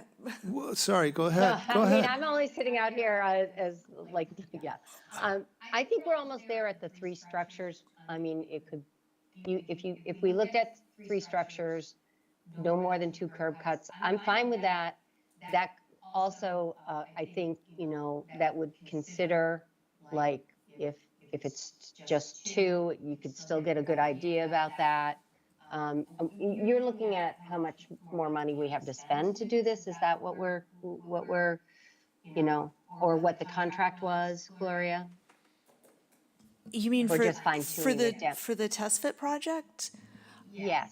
So the way the scope was written, after you guys give feedback and pick a few plans that you want further developed, they're gonna do that. They're gonna kind of flesh out those buildings a little bit more so they look real, so they don't look like monopoly houses. But that's part of this test fit contract. Okay, all right. Well, I'm fine with the 3-unit, no more than 2 curb cut scenarios to have them enhanced to see. 3 where units or 3 our I structures? thought we were talking about 3 Three- structures. Excuse me, 3 structures. 3 structures. Could, Mr. And I think the caveat to that is, are we still interested in subdividing the lot and having a single-family house on one of them and duplexes on the other, or are we considering this as a single project? Because that's a kind of gateway choice about the development strategy. If I could editorialize for a minute, I like the subdivision only because we're going to get a little bit more variety of people living along that edge of the neighborhood, and it might be better for some political audiences that it's not one project. We're reconstituting, at least in the imagination, maybe buildings that used to be there of a similar scale to the existing ones, and I think that might be one advantage of this. Dean? I don't have an answer to that question. It sounds like your editorial preference makes some sense. I was just going to posit, could you possibly have 3 structures which is defined as the 2 existing structures, however you want to locate them, plus a new one, plus one new one? I was just gonna say, like, this 3-bedroom unit that we're showing here, from what I'm remembering, and I'll go back to where the existing structure is, that one could be the existing home. Sorry. Or that could be an option. If you subdivided that, you could either keep the existing home or Yeah. consider it a tear down. I think that house is impossible to move. The barn is more feasible to move. Mm-hmm. Which Just is what I did technically. in these scenarios. I moved But you're only the barn, the existing home stayed where it was. You're keeping the existing house in what you just said? I think that if you go back to the scenario we were looking at with the subdivision and the 3 structures, it could be an option, because I think the subdivision still works, in terms of a future RFP for that site, that the person who acquires that subdivided lot could either keep the existing structure and we could allow some allowance for some addition to it, or they could tear it down. We could leave that a decision for the market, let's say, with design guidelines for the new structure. So there is a possibility that you could keep the existing house, rehab it. That would preserve the historical value of it, which I think Corey has expressed concern about, and I share that. You could keep the barn or do whatever you want with it and add a 3rd structure. Is that? Well, the barn would have to be moved to make the subdivision. I get that. I get that. Yeah. But it could be an option. Yeah, I think in the case of an RFP, I think if you require keeping the existing house and you require moving the barn to the lot to the right where the 2 darker yellow buildings are, you're going to restrict choice for potential participants in this process and probably maybe reduce the chances that you're going to find the development partners you're looking for. So I think that might be too restrictive relative to who might be interested in tackling this project with you. But to include as an option that you can keep the existing house or tear it down and build a new one following design guidelines that we'll have in the RFP, I think you'll get more interesting, capable development partners to participate. For the reasons that some of you said, I would rather live in a new house there than try to fix that old house. Well, there is some sentiment in town for keeping that house.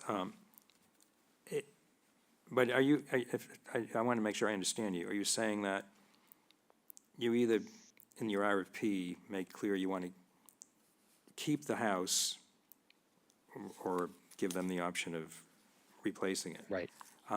Right, that it's an option for. But if you do yeah. that, you're saying you can't also say keep the barn, even though you can Right. move the barn. You could move the barn. You could have the barn be available for relocation onto one of the lots as a condition, as an option in the RFP. But you're saying it's Proponents, you're thinking it's too restrictive for marketing purposes to say we want to keep both the house and the barn, no matter where you want to locate yeah, them? I don't think you'll get, well, you'd have to find, I think that the returns on investment and the costs, I think,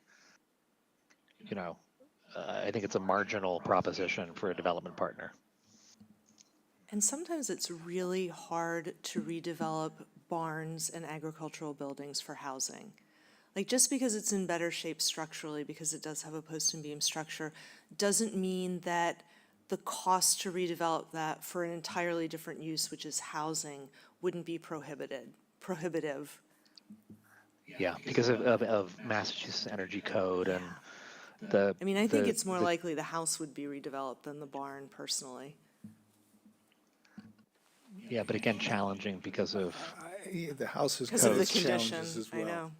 yeah. But at least it's a house. It's already a No, residence, as opposed to a barn. I agree. Well, look, I don't know whether I'm the fly in the ointment, but if what we're looking at now is one of the three things they expand on, that's fine with me. If that brings us to a consensus as to what the three are gonna be. You mean keeping the house? And I'm that- not talking about keeping the house. The- My the- view is the image is- what we were just Or the saying, which is option for- you can make it an option, as long as it's an option, that's fine with me. Okay, that can be one of the three scenarios. I think that makes sense. I'm Yeah, it talking would about just be what's on the screen right now.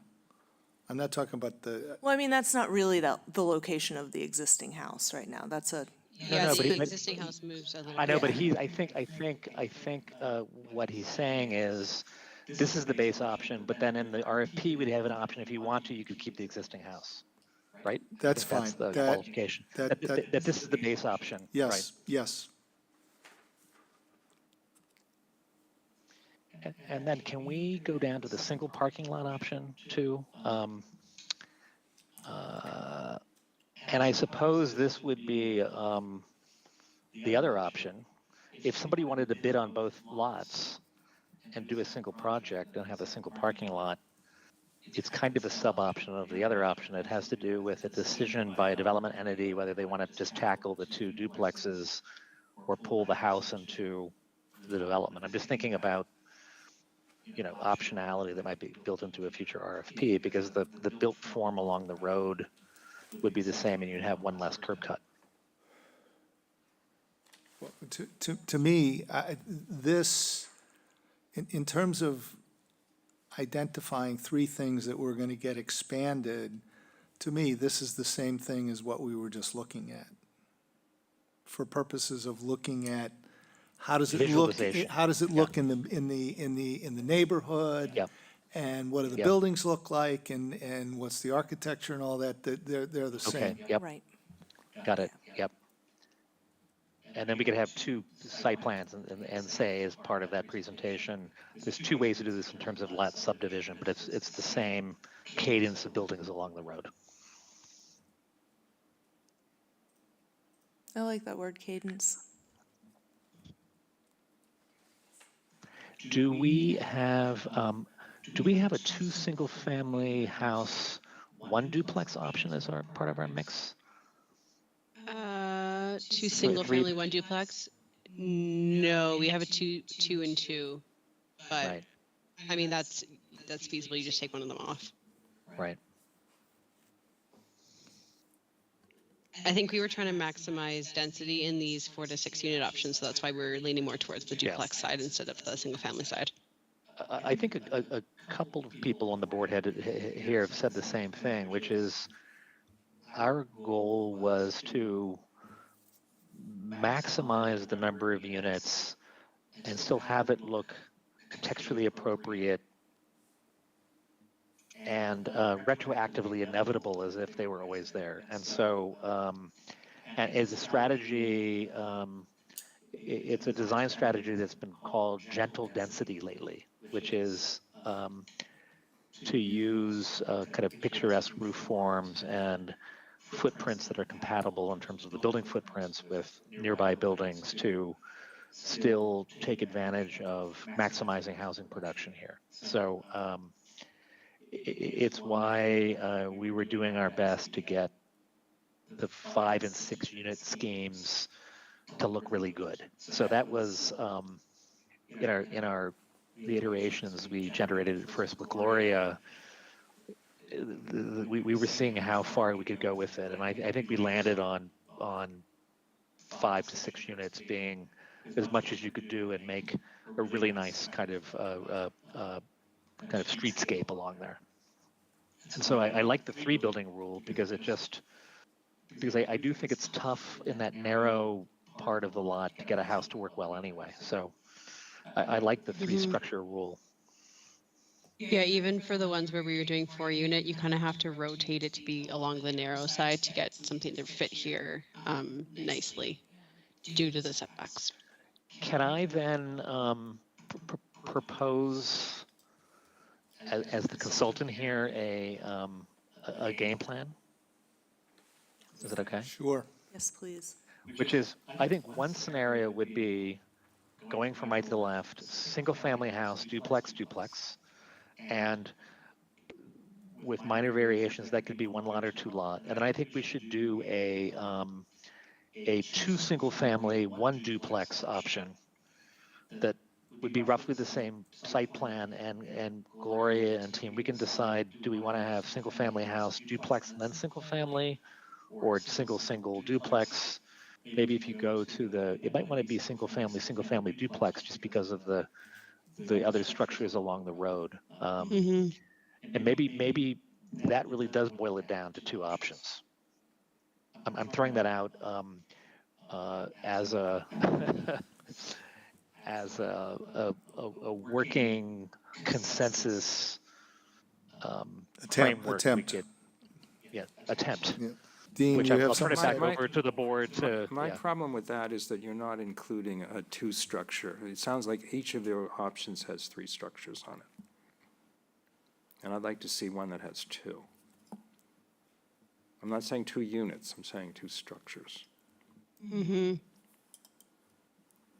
I'm the only one that thinks that. No, I would like to see that. I would like to see that.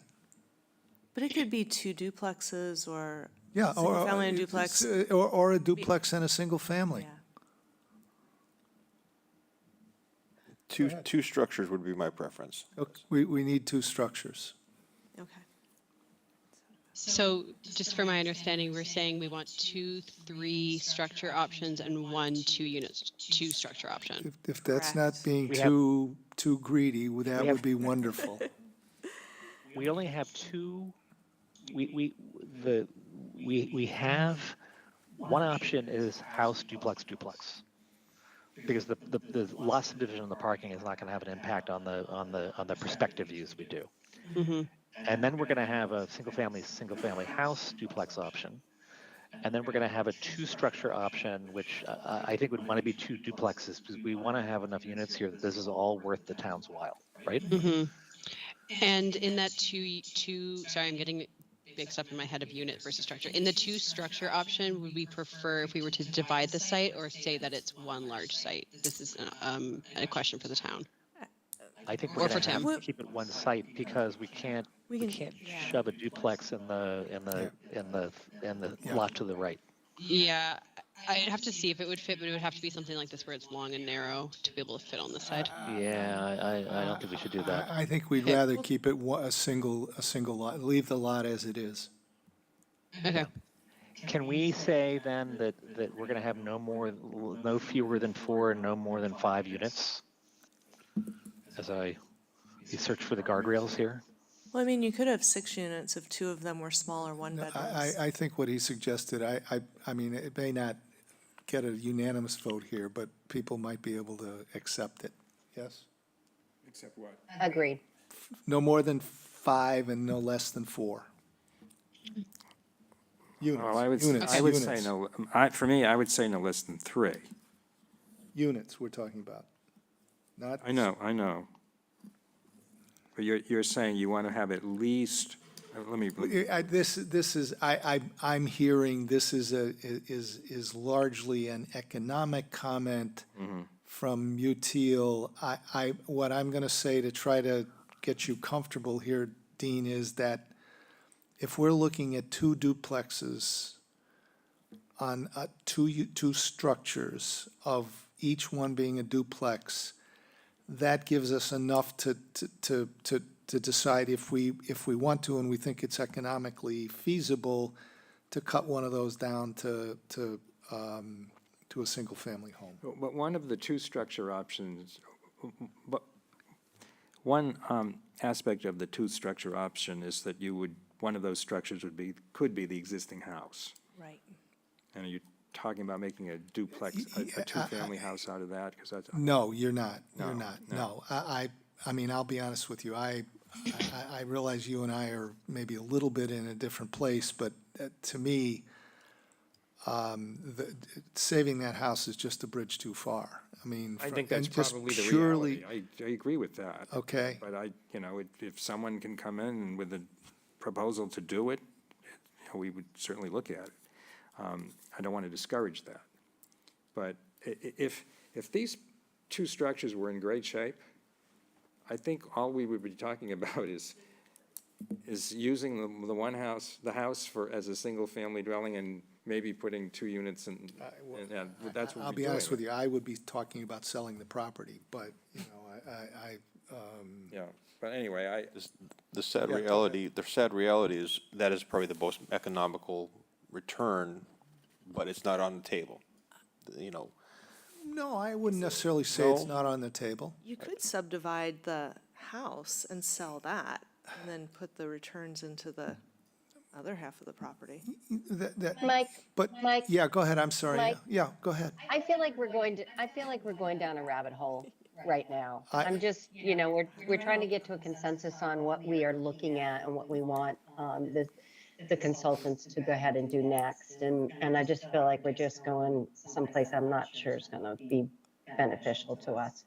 I think if we can stick to what we're trying to decide by consensus, I think Well, no, it would be I helpful. think we're virtually there, Shireen. We said we were going to look at 2 structures, which would be each a duplex, and then 2 variations on the 3 structure alternatives. And I was just trying to make Dean comfortable with the fact that neither one of those on its face accommodates the save the house alternative that he's interested in. Fair enough. if I may, I don't mind putting that out as guidance to the consultant, but I don't want to give up the prospect of putting out an RFP that allows, as an option, saving the house. That's all I'm saying. Done, no problem. We can make, I'm in agreement with that. I don't want to dismiss yeah, so we could some, reserve a decision on that until after we see what comes forward. Yes. If that helps move things Yeah, along tonight. I think that's, yes, we can do that. And in fact, we've done this for the new zoning in Newton, Massachusetts, which is we could even allow, in addition to the existing house, up to 25% of the existing footprint of the house as long as it's more than 30 feet from the front face of the existing house. And that might even incentivize somebody to say, you know what, if I put an addition on that house, it might be worth it. But I think it's just good politics too, to have that be an option. Okay. It's public perception about the recipe that we're using here. All right, are we clear as to what we've asked you to do, Tim? As clear as a foggy morning in Chatham. Where are you based? I'm just curious. We are based in Boston, between Downtown Crossing and the Chinatown Gate. And I know you've done some work for the town of Chatham before. Have you done a fair amount of work on Cape Cod? A ton. We did a model form-based code for the Cape Cod Commission. And we're doing the Orleans form-based zoning right now for their town center. And we've done a ton of work for Elizabeth Jenkins in Hyannis, Okay, including their zoning. thank you.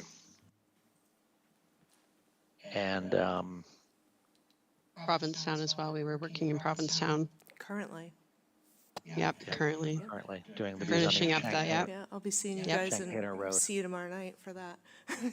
Yeah, that'll only be Kevin and Matthew, I think. I will not be in attendance for that due to remaining fee, I believe. Okay. Are there any questions for people online? I think we didn't advertise it in advance, but I'm gonna, if there are comments from the public, I'm gonna, before we close this out, I'm gonna offer the opportunity. I can't tell if anybody's got their hand up online, but I know somebody in the room has their hand up, I think. Carolyn, if you'd like to say something, please do.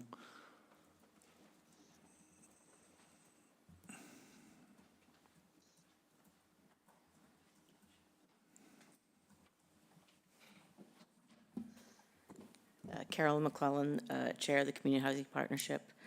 So you're torturing me here, listening to all these, and I know everybody's trying their hardest to get through this scenario. I know you're considering, I think every time we bring it up, everybody begins lamenting about things that they wish had happened that are no longer a possibility now in reality.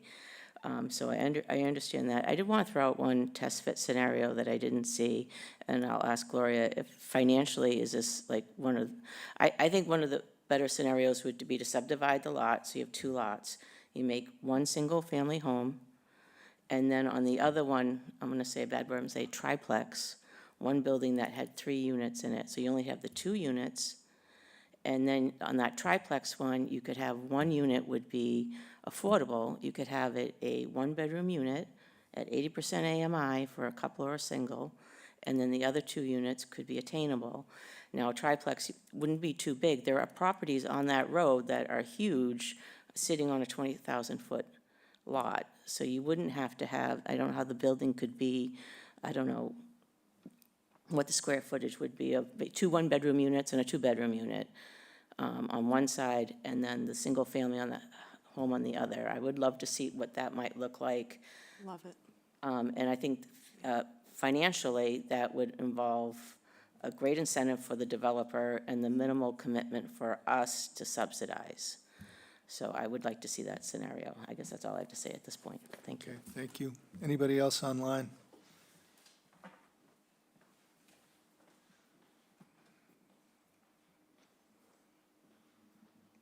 I want to go back to the clear as a foggy morning and ask you to ask us what you need to go forward here, Tim. Do you mind if I just try to frame this one more time? Please. Just so we all have our notes here. We're going to do 3 visualizations at a higher level of architectural detail. And they are house, duplex, duplex, house, house, duplex, and duplex, duplex. And in all cases, well, it won't matter so much for the visualizations, but the house, duplex, duplex will have 2 sub-options in terms of site plan.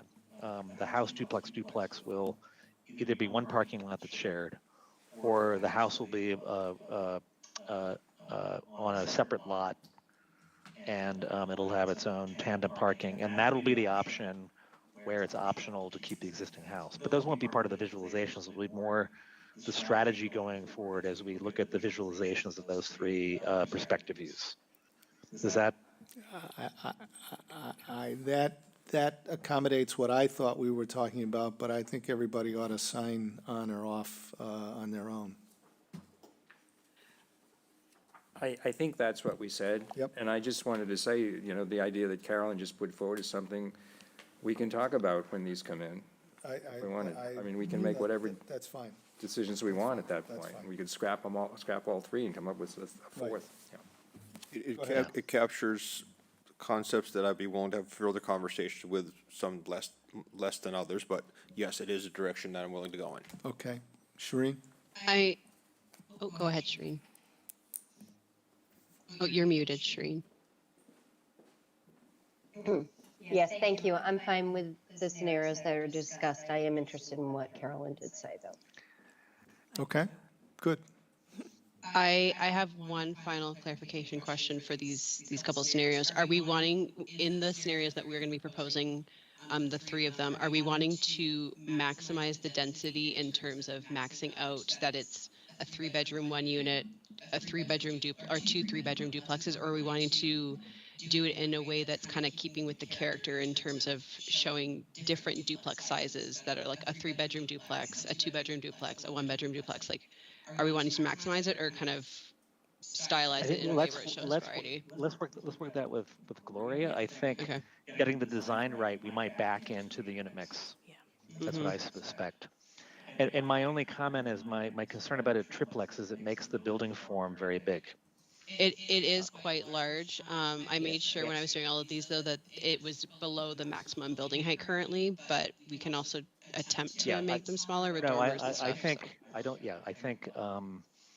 think we'll be bringing the roof down and having the second floors be occupiable with dormers too, so that we'll be doing things in the next phase that will make the scale of the buildings, even more compatible with the character along the road. So that's our game plan next. Good. Anything else? If not, I think we're good. Thank you very much. Okay. Fun assignment. Thanks. Thank you very Remember, much. it's gentle. Appreciate it. Gentle density. Yeah. Gentle density. That's a takeaway. That's the takeaway this There you evening. go. Okay. Thanks, All right. Tim. Thanks Thanks, so much. Courtney. And Jesse. All right. Bye-bye. Thank you very much. Thanks. Good night. So our last item is the town manager's report, which I take it we're going to get from Kathy. Yes, unfortunately, the town manager had a personal matter that came up, so she had to leave a little early. But she asked to highlight, you have the report for January from the town manager and departments. January was a pretty busy month, as you can see through the different reports. To date, we started off with the budget review and updates, and included are the articles that have been placed and recommended both by the select board and the finance committee. The town manager asked to update for those who may be curious about the capital project Center for Active Living. The finance committee voted to recommend approval 800. And then the capital project and debt exclusion borrowing wastewater project and ballot question, they approved 701. So those were some updates that were not on the report at the time of printing, but the finance committee has since voted. There's a couple of reminders about the annual election, some deadlines as to the last day to register to participate, to be eligible to vote in both the annual town meeting and annual town election is Wednesday, April 30th. The town clerk's office will be open until 5 p.m. that day. So if you are not yet registered to vote and would like to participate in both the annual town meeting and annual town election, that's your deadline. And also a reminder, the last day to submit nomination papers for certification of signatures is Thursday, March 27th. There are 4 vacancies to be filled, 2 select board, 1 school committee, and 1 seat on the housing authority. Papers are available at the town clerk's office. We had 4 anniversaries upcoming in the month of March here. Fire Captain Mark Higgins with 25 years, Projects and Operations Administrator Terry Whalen, 20 years. Our Director of Public Works and Rob Faley and firefighter Ryan Friel are both celebrating 2 years with the town. We did have 2 new hires as well. In February, we the Council on Aging Department Assistant Maddie Eitner has started. I believe that's how you pronounce it. Apologies if not. But she started February 18th, and this past Monday, the new Public Works Department Assistant Christine Brantley began her position over at the Public Works Department. The rest of the report is there for the board and public. It will be posted online and made available to all. If there are any questions, you can. Questions from the board? I don't have Just any. that it's always a, Shereen? it's always a good, yeah, it's just always a good report. It's really informative, and everybody should take a look at it every month. Thank you. Any questions? Nope. Okay, with that, I will take a motion to adjourn. So moved. All those in favor, Ms. Davis. Aye. Mr. Metters. Aye. Mr. Shell says aye. Mr. McCastro. Aye. And thank you. We are adjourned at 7:39. Good night, Chatham.